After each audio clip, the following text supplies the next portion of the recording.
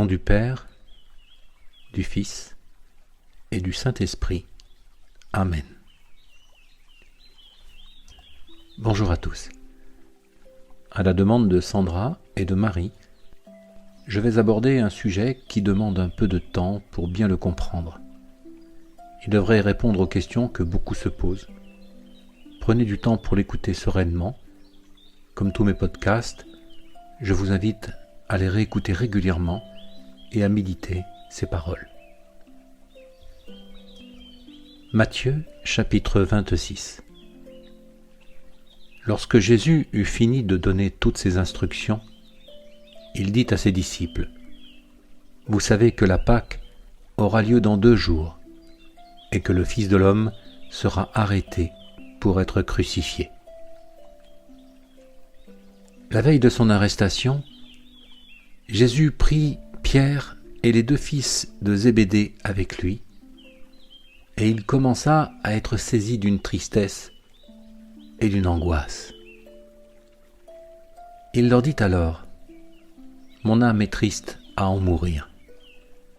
Restez ici éveillés avec moi. » Puis il avança de quelques pas, se jeta le visage contre terre et fit cette prière : « Mon Père, si cela est possible, que cette coupe s'éloigne de moi.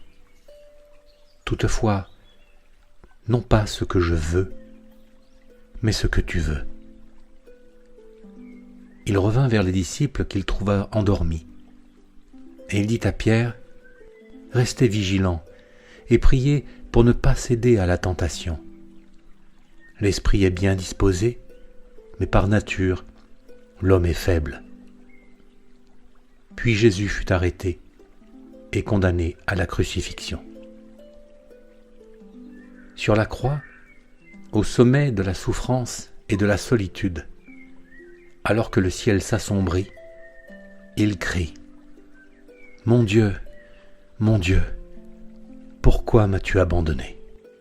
avant de rendre son âme à Dieu. Ces moments tragiques, empreints d'injustice et de violence, posent une interrogation essentielle, mais très compliquée. Dieu tient-il nos vies entre ses mains ? A-t-il un plan pour chacun d'entre nous ? Tous nos actes, tout ce qui nous arrive, est-ce la volonté de Dieu ? La souffrance est-elle voulue par Dieu ? Le meurtrier ou le voleur sont-ils des instruments maudits du Seigneur ? La mort de l'innocent est-elle juste ou injuste ? Pourquoi le bon n'est-il pas récompensé sur terre et pourquoi le méchant prospère-t-il ? Si Dieu est amour, est-il également l'ombre de cet amour ? Est-il méchant, cruel, indifférent ? Sommes-nous, individuellement, des jouets qu'il tient entre ses mains ?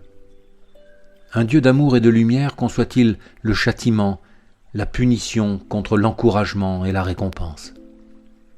Finalement, sommes-nous ou non responsables de nos actes, ou bien le monde et la vie sont-ils comme une sorte de programme informatique écrit à l'avance, et dans lequel chacun de nous joue un rôle et accomplit le destin que Dieu lui a donné ? C'est dans la réponse à cette interrogation essentielle que se construit le fondement de notre foi. Il y a 14 milliards d'années, dans une explosion de lumière, Dieu a créé l'univers. Il l'a créé selon un plan incroyablement précis et des lois qui devaient conduire à l'apparition de la vie il y a 4 milliards d'années. Sans ce plan et sans ces lois, la vie n'aurait pas pu apparaître et se développer. Cela, nous le tenons des scientifiques. Aujourd'hui, les recherches en mathématiques, en physique et en biologie nous apportent les preuves indéniables que seule une action divine a pu produire l'univers et la vie. L'humain est l'ultime maillon de la chaîne de la vie. Il n'a pas été créé directement par Dieu, mais il est l'ultime aboutissement de la vie, d'abord végétale, puis animale, qui s'est opérée grâce aux lois naturelles que le Seigneur a édictées avant que le monde soit créé. Ce qui différencie l'humain des animaux, c'est sa conscience. La conscience, c'est l'étincelle que Dieu a placée dans notre cœur et qui fait que nous avons une âme. Cette âme, il nous l'a confiée et nous avons pour devoir de la sauver, car c'est une part de Dieu qui est en nous et qui nous éclaire et qui nous parle.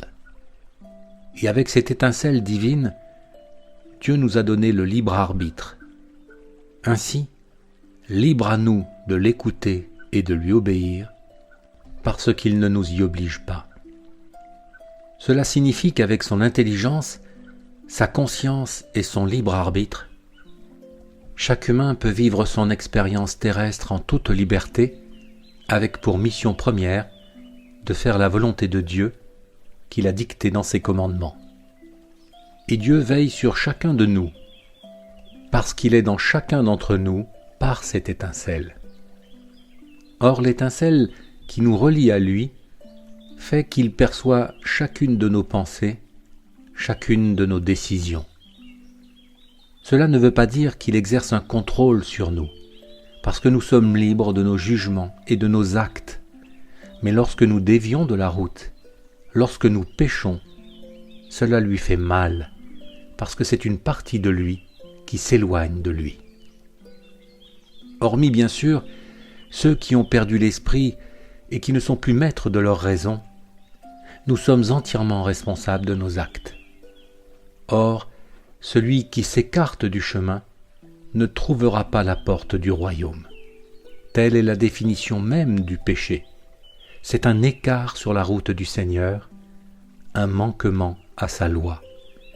Et la somme de tous nos écarts, s'ils ne sont pas rectifiés et faute de nous repentir, nous fait manquer la porte et donc le royaume et avec lui la vie éternelle. De cela, Dieu n'est pas responsable et il ne s'en réjouit pas. De fait, il nous aime au point de venir au jour d'un ultime jugement, le jugement dernier, pour nous repêcher. Ainsi existe-t-il 3 catégories d'humains. Ceux qui trouvent la porte au terme d'une vie de dévotion, de prière et de repentir, et qui entrent directement dans la vie éternelle. Ceux qui, au contraire, accumulent les péchés sans jamais se repentir, ceux-là devront attendre la venue du Christ au jour du jugement. Enfin, ceux qui ont tourné définitivement le dos au Seigneur, libre à eux, mais alors le Seigneur les laisse à Satan qui en fera son festin. Rappelons-nous qu'à tout instant, nous pouvons faire appel au Seigneur pour nous éclairer et nous guider grâce à l'Esprit Saint. Rappelons-nous qu'à tout instant, nous pouvons nous repentir et rectifier notre route. Enfin, rappelons-nous qu'à tout instant, si telle est sa volonté, le Seigneur peut nous sauver. Dès lors, est-il juste de nous lamenter de nos souffrances et d'accuser Dieu ou Satan de tous nos maux? Ou bien devons-nous simplement accepter notre sort et nous montrer à la hauteur des combats qui sont les nôtres? Rassurez-vous, même Jésus, nous l'avons vu, a flanché, parce que c'est humain. Mais soyez justes, ne maudissez pas Dieu pour autant, c'est inutile et vain. Seule la louange et la prière peuvent être entendues du Seigneur, car elles sont l'expression de notre conscience et de notre foi. Et Dieu entend notre foi, tout comme il jugera nos actes. Car il est le divin capitaine qui mène son équipage au port, et il est le seul à connaître notre véritable destination. Que sa volonté soit donc faite sur la terre comme elle l'est au ciel. Car notre récompense n'est pas de ce monde, elle est au-delà de la vie, dans le royaume qu'il a préparé pour nous. Après sa résurrection, au-delà de la souffrance insoutenable de son martyre, Jésus s'approche de ses disciples et leur dit « Tout pouvoir m'a été donné dans le ciel et sur la terre. Allez, faites de toutes les nations des disciples, baptisez-les au nom du Père, du Fils et du Saint-Esprit, et enseignez-leur à mettre en pratique tout ce que je vous ai prescrit. Et moi, je suis avec vous tous les jours, jusqu'à la fin du monde. Amen.